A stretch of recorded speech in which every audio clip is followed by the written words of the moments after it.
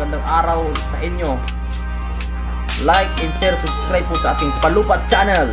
Ito po ang nagtatalakay sa mga batas sa palupa. Mga idol, naway suportahan po ninyo ang ating advokasya patungkol sa batas sa lupa.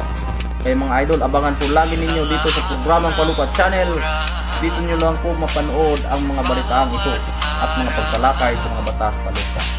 Kaya abangan po ninyo mga idol ang mga ina-upload natin mga video. Kaya More eggs, good for breakfast, merienda, or when hungry at night. Mag-Energen araw-araw, anytime of the good morning muli Luzon, Visayas, Mindanao. Magandang araw muli sa inyo. At dito naman ako maghahatid ng mga batas patungkol po sa palupa na naman na dapat sundin ng pamahalaan. Batas ng Diyos, batas ng sanlibutan. Dapat sundin ng mga tao o nasa government agency. Mga kababayan ko,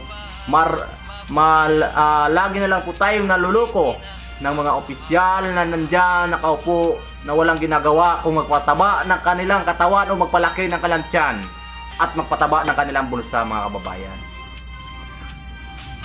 Ako po'y nandito nagbibigay sa inyo ng kaalaman na naman, mga kababayan. Marami po sa atin ang naluko ng mga politiko na hindi marunong tumupad sa kanilang tungkulin. Hoy, huwag kayo magserbisyo ng paluko-luko. Magserbisyo kayo sa taong bayan ng tapat upang ang taong bayan ay magtiwala sa nandyan nakaupo o nandyan sa panggoberment. Huwag po nating gamitin ang ating kapangyarihan bilang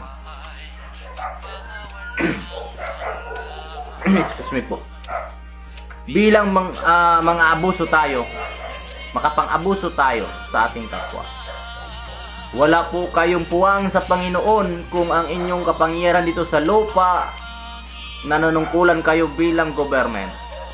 Paalalahanan ko muli, kung sinasabi ninyong government agency na nandyan nakaupo lang, walang ginagawa kundi mangloko sa kanilang kapwa tao. Mga kababayan ko, sa oras na ito, ako po'y handang tumulong sa inyo. Oras-oras po, mag-comment, like, and share lang po kayo dyan para marami pa po makaalam nitong programa ng Palupa Channel na tutulong sa lahat ng sambayang Pilipino patungkol po sa batas sa lupa na ating talakayin. Batas ng Panginoon, batas ng sanlibutan, dapat nating sundin. Pero karamihan po mga kababayan ay nandyan, hindi na po marunong sumunod. Nakaupo, nanalo, pero pagdating doon sa pagserbisyo, sakripisyo ng taong bayan ang nangyayari. Imbis kay magsiservisyo. At papaala ko ulit sa mga nandyan sa police, Armed Forces of the Philippines, PNP, ipapaalala ko to protect and serve. Dapat nandyan yan. Subalit mga mamayang Pilipino ang protektahan, mayayaman lamang ang nagkaroon ng proteksyon, hindi po ang mahihirap na ating kababayan. O Diyos ko po, ano bang nangyayari sa atin, mga kababayan? Ilang dekada tayong niloko, pinapangakuan. Ito pa rin tayo. Bakit? Ano ba ang nangyayari sa ating bayan o sa ating bansa? Puro na lang hirap o dusa ang ating naranasan. Sakripisyo nating mga mahihirap. Ang mayaman lalong yumayaman, ang mahihirap lalong naghihirap. Bakit kaya? Anong nangyari sa atin? Yung nakaupo na nangako, puro naman apa. Marami dyan, senator, ilang dekada na nakaupo, walang nagawa. Puro kwento, puro daldal, puro salita. Bakit kaya? Nandyan sa Senado sila. Naglagda ng batas, hindi sinunod ng upo dito sa mababang mga posisyon. Bakit kaya, mga kababayan? Bakit hindi sinunod? Anong dahilan? Ang batas ay para lang sa mayan. Buti na lang may mga bagong senador na naupo at tinalakay ang mga nangyayari at korupsyon dito sa ating bansa. Lagi ko na lang po silang sinasaluduhan. Saludo po ako sa inyo, sir. Idol Rapi. Sila po ang mga senador na naglilingkod sa ating bansa. Senador Robin Padilla, Senator J.B. Nocito, Senator Amy Marcos, Senator Coco Pimentel, Senator Senate President Mick Sobere, Idol Rapi Tolpo. Saludo po ko sa inyo sa lahat ng nabanggit kong mga opisyal. At saludo din ako kay PM Police Brigadier General Jonel Estuomo, sir. Saludo po ako sa inyo. At kay Colonel Tabunok, sir. Saludo po ako sa inyo, sir. At tapat sa inyong tungkol. Mga kababayan ko, andito ako ulit-ulit nagpapaliwanag. Naway makarating ito ng maraming mamamayang Pilipino itong aking palupat channel.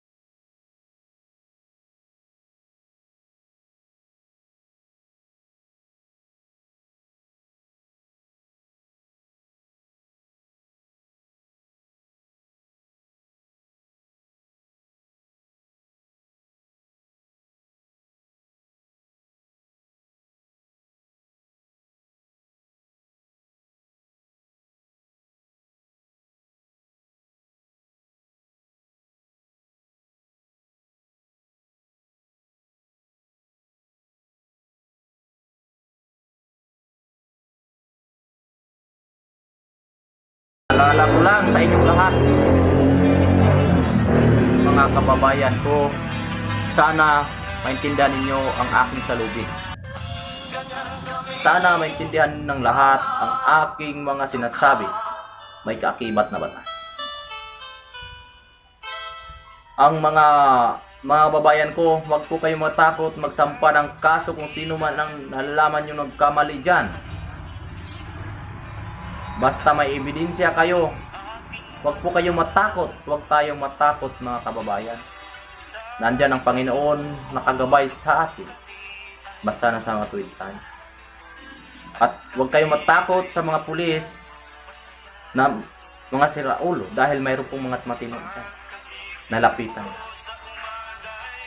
Huwag po kayong matakot sa mga sundalong gumagawa ng kalukuhan o mga pulis na gumagawa ng kalukuhan. Marami pong gumagawa ng matino. Nadadamay lang dahil sa gumagawa ng kalukuhan. Yung mga siraulong mga pulis o mga siraulong sundalo. Mga kababayan. Nasisira ang sundalo dahil sa mga gumagawa ng kalukuhan. Nasisira ang mga pulis dahil sa gumagawa din ng kalukuhan o kabulustugan sa kanilang tungkulin. Karamihan talaga.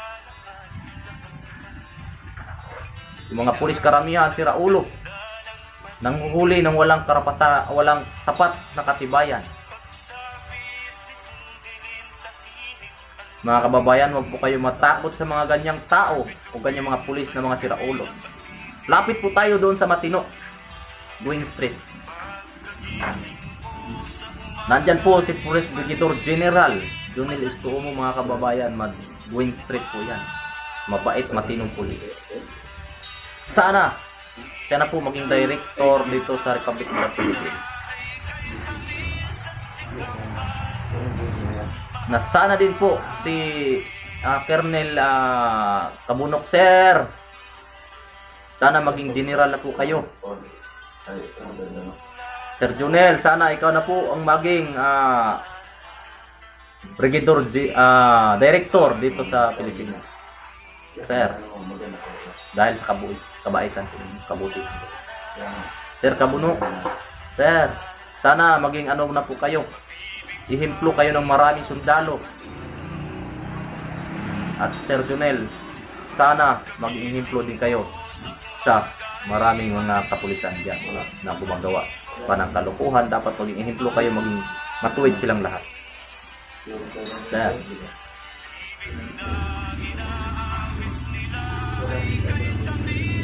maraming salamat sa inyo mga kababayang sumusuporta sa akin, lalo na po lagi yung nakakapag-subscribe na po sa ating channel. Shout out po sa inyong lahat mga kababayan ko. Like and share and subscribe na po sa ating channel para marami pa pong makaalam kahit saan mang sulok ng mundo makakaalam nitong ating channel. Dito lang po nagtatalakay ng batas sa lupa at batas ng Panginoon. Naway marami sanang makapanood nitong video at marami po sanang mag-subscribe and like and share po dyan po sa Palawan. Sana mag-subscribe na po kayo para updated kayo lagi sa ating i-upload pang mga video. Dyan sa Cebu, sana maging updated kayo. Mag-like and share and subscribe po kayo para updated kayo sa ating ina-upload na mga video. Luzon, Visayas, Mindanao. Dito po sa Palupa Channel, Tatak Serbisyo Publiko. Tinatalakay ang batas sa lupa. Wala po tayong pinaano dyan. Nilaban. Batas palupa. Ito po ang batas palupa. Republic Act 6657. Respetuhin po ang Section 9. Presidential Decree 1143, respetuhin po natin yan. Presidential Decree 1529, respetuhin po natin yan. Nagsasaad yan ng mga torrents. Presidential 316, respetuhin po natin yan. Presidential Presidential 892, respetuhin po natin yan. RA 10372, respetuhin po natin yan. Presidential Decree 49, respetuhin po natin. 1973 Constitution, respetuhin po natin yan. Yung mga yan. Marami pong batas na tilang tinatakpan. Kaya ako po ay nandito, ipapaliwanag ko ang mga batas po. Abangan po lagi ninyo ang aking mga in-upload na video. Hindi lang po batas sa palupa, mayroon po tayo pag-i-stroll para makaano pa tayo kung ano yung matutulungan natin patungkol. Halimbawa, yung mga demolition. Kaya po ako nag-i-stroll. Kasi, inaalam natin kung saan yung nangailangan ng tulong patungkol po sa batas sa palupa. Hindi lang po dito sa programang ito. Nag-i-stroll din po ako para mayroon pong malalaman ng marami. So mga kababayan ko, naway abangan po ninyo lagi ang ating ina-upload. Maraming pong salamat sa nagsuporta MMB Vlog, Kuya Apyong, si Bangas. Maraming salamat sa support ninyo. Lahat po ng nagsusuporta sa akin, maraming salamat po sa inyo. At dyan sa Davao, muli ko uling talakayin, Barangay Bago Osiro, District Tugbok. Kapitan, kailan mo ba maintindihan ang batas Torrens system? Kapitan ka pa naman, kagawan, kailan nyo maintindihan? At kayong mga government agencies, kailan nyo maintindihan ang Torrens system? 1608 mayroon ng Torrens, 1764 mayroon na. Inulit yan. Pagka 1902 muling inirehistro ang TDAS o City 0 score. Kaya ilang dekada na ito, pasalin-salin doon sa kanilang kaangkan para maproteksyonan itong Republic ng Philippines. Tapos sabihin nyo, peke ang Torrens, peke ang titulo ng Pilipinas, peke ang TO City 0 score, na siyang titulo ng Republic of the Philippines, mga kababayan. Ang TDAS o City 0 score, ito ay pag-aari ng angkan ng mga Kiram, Sultanate of Sulu. Ha? Ano sabi mo? Ang bihirang buhay yan, hindi na ginagala. Sa lahat ng mga batas, dapat sundin natin. O, nandyan sa Senado, sundin po natin. Tila po, 6 na senador lang po ang sumunod. At tinalakay ang mga batas.